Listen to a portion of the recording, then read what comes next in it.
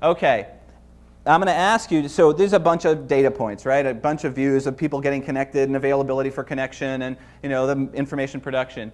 Bob Metcalfe, who was an early Xerox PARC guy, one of the group of people that really defined personal computing almost completely as it exists today. There's almost nothing, no major innovations that weren't invented at Xerox PARC back when these guys created the first laser printer and the graphical user interface and Ethernet.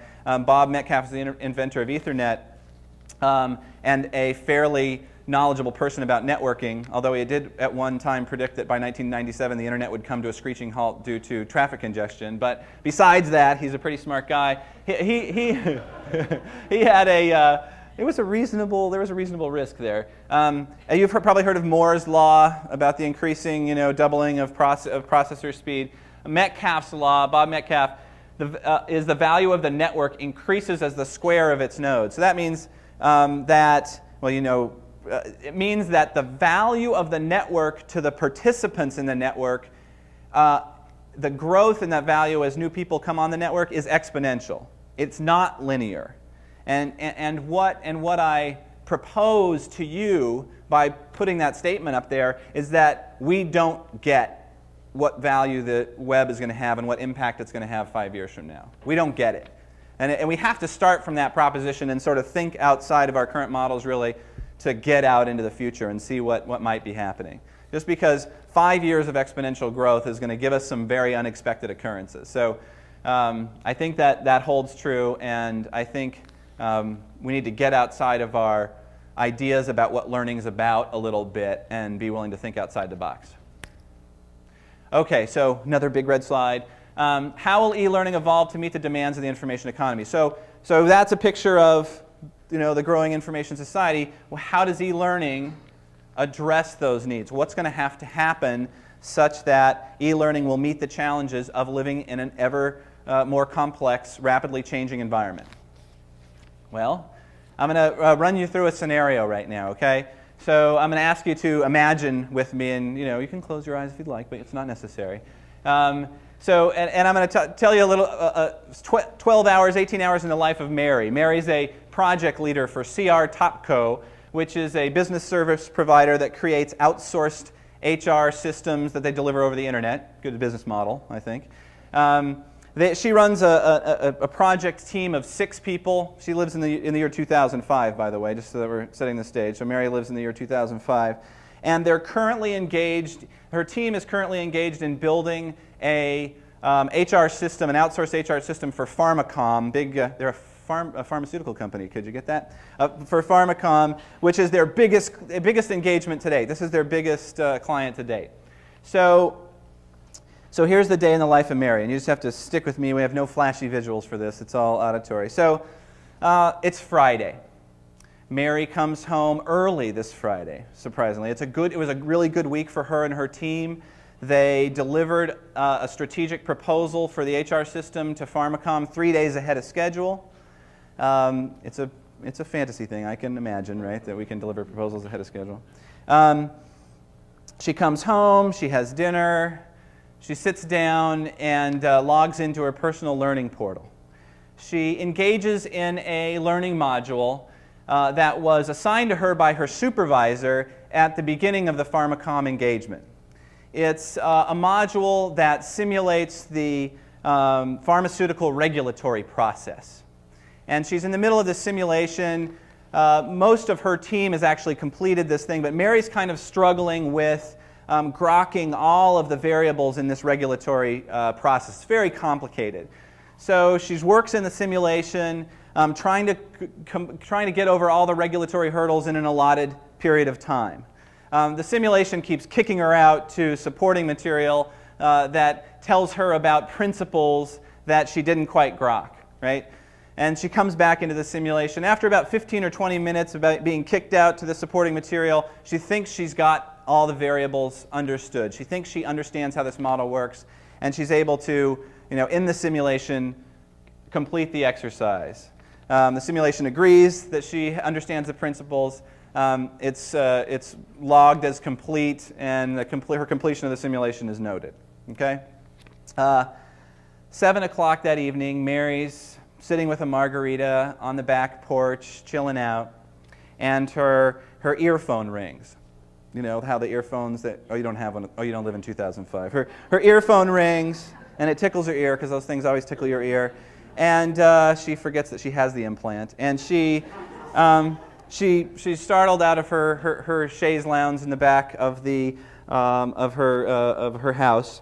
And it's Raoul on the phone. And Raoul is her counterpart at Pharmacom.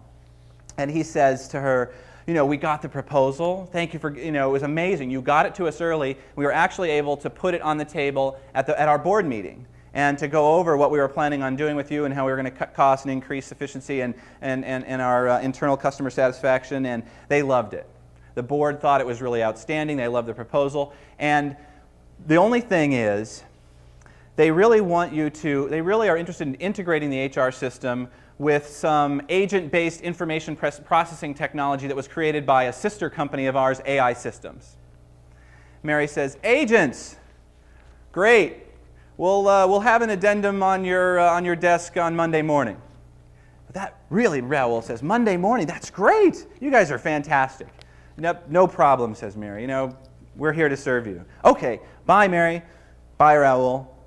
Mary hangs up her earphone. It says, agents. Agents, great, agents. Now, Mary doesn't know an agent from a hole in the ground. She knows nothing about agent technology.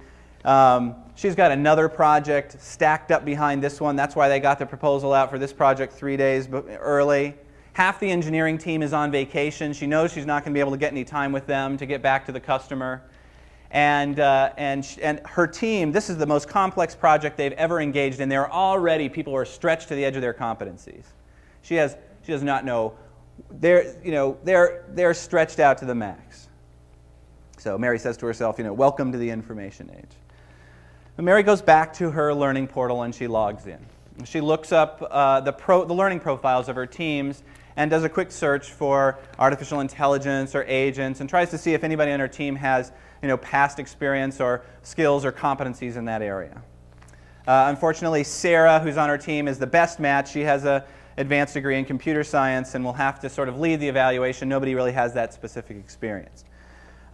She does a little more searching and she finds that AI Systems has an online learning module available that describes their technology. She places a link to that module in her team's learning map, selects Urgent and Notify, and sends that learning module out to the rest of her team.